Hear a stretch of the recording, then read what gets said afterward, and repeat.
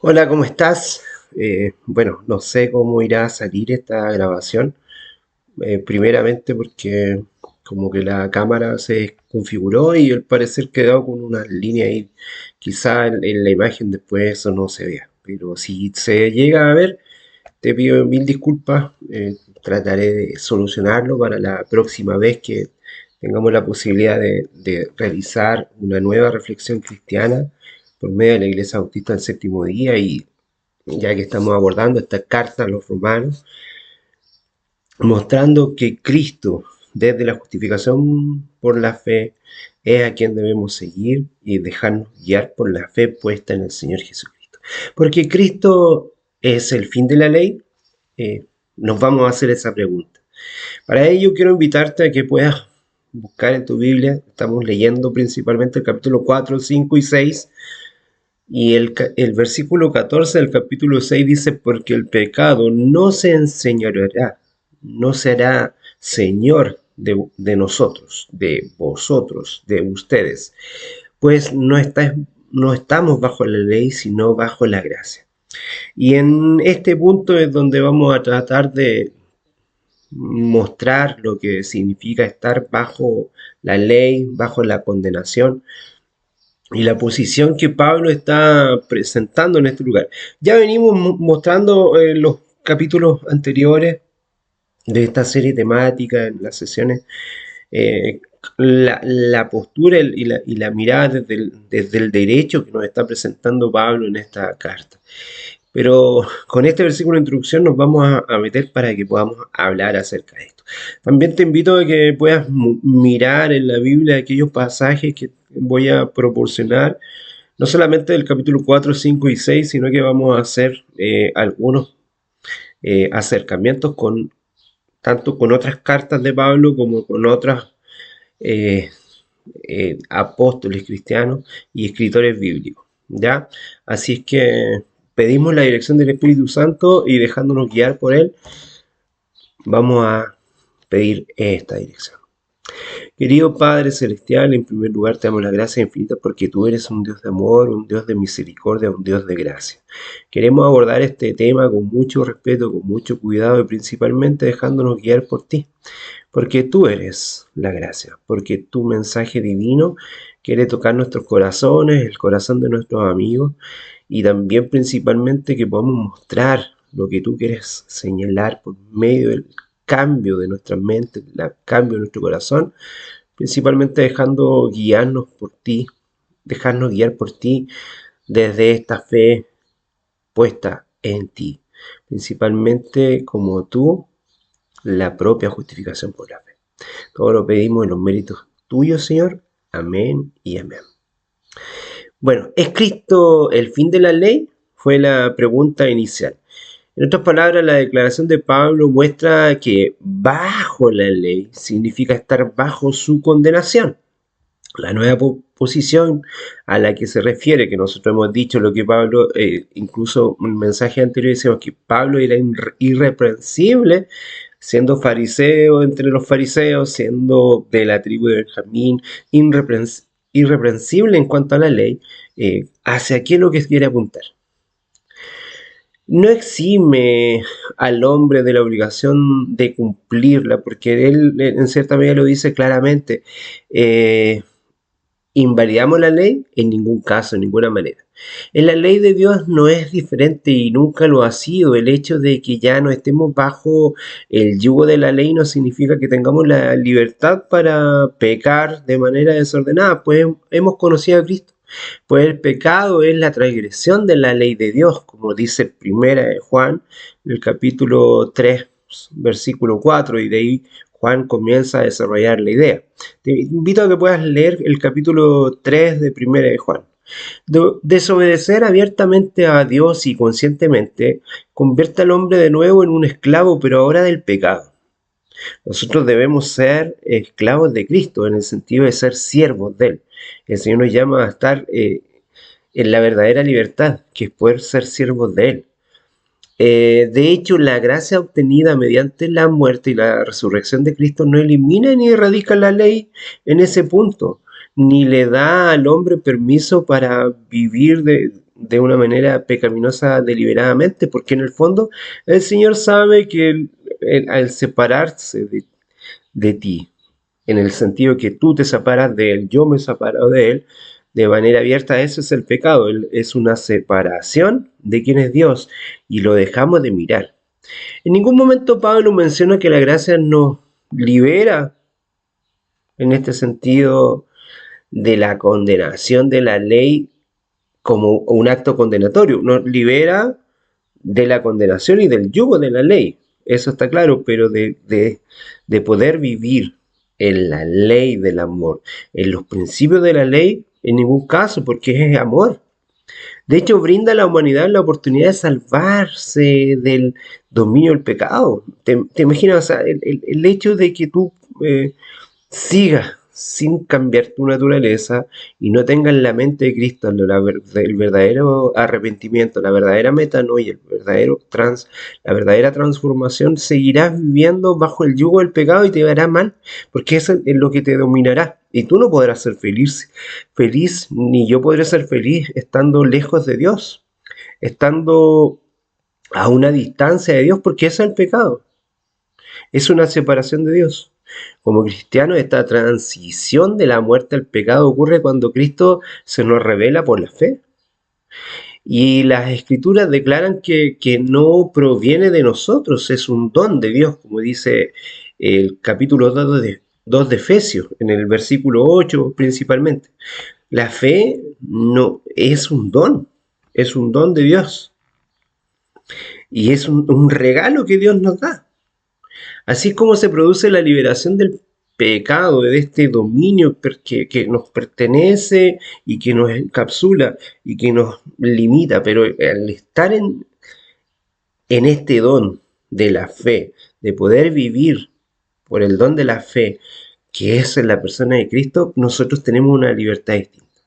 Este nuevo comienzo, esta nueva oportunidad que recibe la humanidad es lo que la Biblia llama gracia. Un regalo de disfrutar y que se debe gozar.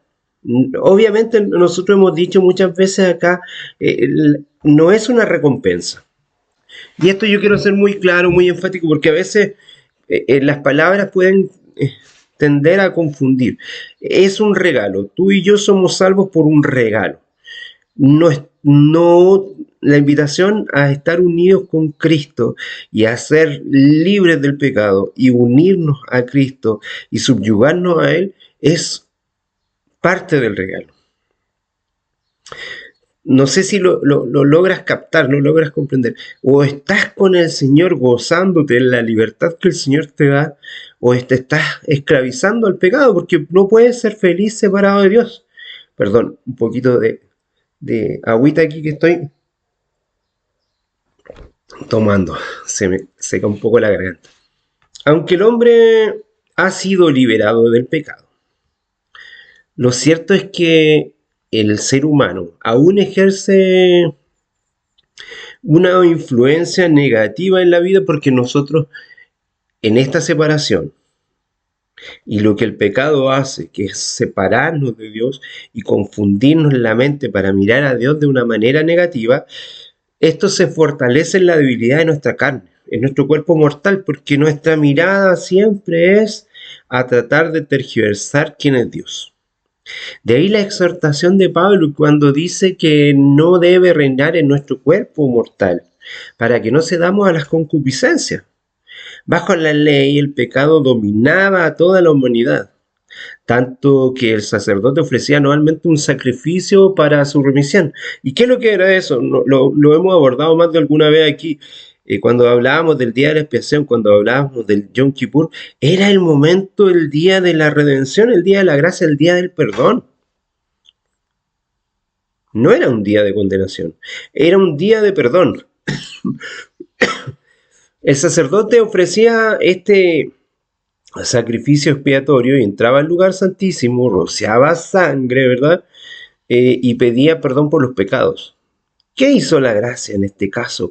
En la persona de Jesús. Eh, Jesús vino, tomó nuestros pecados, nuestras enfermedades y la maldición que estaba ahí, lo que nos ataba y lo que nos esclavizaba, y lo clavó todo en la cruz. Eso es la gracia. Eso es la gracia. El velo se rasgó cuando Cristo vivió esa experiencia. Cristo es el fin de la ley que nos condena. Esa ley que nos condenaba en Cristo, ya ahora tenemos esa libertad. Y el principio de la ley que nos liberta también. La lucha del hombre consigo mismo es nefasta. Muchos se quedan en este versículo del capítulo 7 de Romanos, en el versículo 14, pero no continúa leyendo. A partir del del versículo 15, en el capítulo 7, el apóstol Pablo revela su lucha interior. Dice, no entiendo lo que hago porque no hago lo que quiero, sino lo que aborrezco. Eso es lo que termino haciendo. Ese también es un dilema. Hay una lucha ahí tremenda espiritual que enfrenta a todo cristiano. Si Pablo tuviera otra visión, no hablaría de esta lucha espiritual, de los deseos de la carne, porque diría, no, es que ya el regalo está, pero el regalo de la libertad, de estar sujetos a Jesucristo, es distinto a vivir sujeto o prisionero al pecado. Por eso esta batalla moral y ética, en cierta medida, de la que nos habla Pablo, y solo se puede experimentar y ganar con una dependencia del Espíritu Santo. Y eso es fe. Porque tú no ves al Espíritu Santo, lo puedes sentir. El viento sopla de donde quiere y tú solamente puedes sentir el sonido. Eso es lo que quiso explicar el mismo Señor Jesucristo a Nicodemo en ese encuentro oculto de un rabino, de un doctor de la ley con Cristo mismo. Logras sentir el viento. Así es nacer de nuevo. Muchos cristianos atrapados en esta batalla diaria se ven muchas veces vencidos por las debilidades. Cada uno de nosotros, así como Pablo, que dice que esto es culpa de la carne, de sus propias concupiscencias, de sus propias características humanas. Se necesita también una voluntad que nace del Espíritu para hacer el bien y para poder realizarlo. Y muchos de nosotros nos cuesta un montón, porque nuestra tendencia es apartarnos de quién es Dios, es apartarnos del amor de Dios.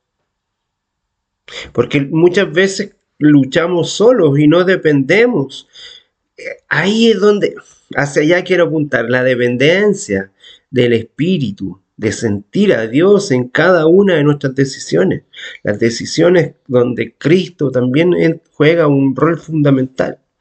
Todos los días nosotros nos vemos en esta disyuntiva de si estamos luchando solos o estamos luchando con Cristo como nuestro amo y Señor, como siervos de Él.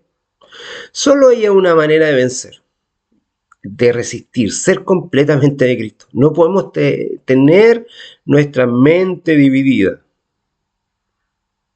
Por nada estéis afanosos, mente dividida. ¿Verdad? El viejo hombre, la vieja naturaleza, la naturaleza pecaminosa que nosotros traíamos desde Adán, eso debe dar paso y dejarlo partir, dejarlo morir y transformarnos en nuevas criaturas. Lo que hemos dicho acá, el Señor no viene a mejorarnos, viene a cambiarnos, a hacernos nacer de nuevo, lo que decíamos en relación con Nicodemo, a hacernos nuevas personas. Claro, si nos miramos como somos ahora, obviamente tú y yo no vamos a encontrar la solución porque muchos no hemos tenido la experiencia de nacer de nuevo en la persona de Cristo. Solo el que nace de nuevo puede ser un nuevo hombre, un nuevo ser, una nueva criatura que va a poder vencer el pecado con la ayuda del Señor, nunca solo.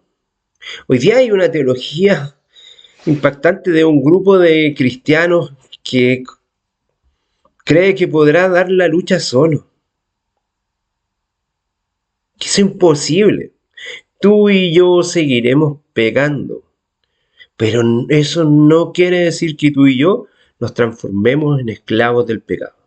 La declaración del apóstol, en este caso, que Pablo seguía siendo esclavo del pecado, lo dice.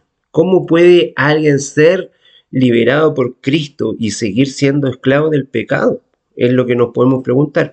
Aunque hacía referencias en primera persona, Pablo lo dice, no hablaba personalmente de sí mismo, se colocó en la posición para alcanzar a los judíos de quienes era uno, y también en la posición de alcanzar a los gentiles para evangelizar. Él recuerda que él se hizo débil para el débil, judío para el judío, griego para el griego, lo que necesitaba para alcanzar a otros. Y generaliza a la humanidad a pesar de haber superado las ataduras del pecado, recurriendo a la muerte y la resurrección de Cristo. Existe, en efecto, la lucha diaria y constante entre la carne, lo carnal y el espíritu. Nuestros deseos carnales son contrarios a la voluntad del Señor. Pablo, en este caso, él dice, el capítulo 7, el verso 24, miserable de mí.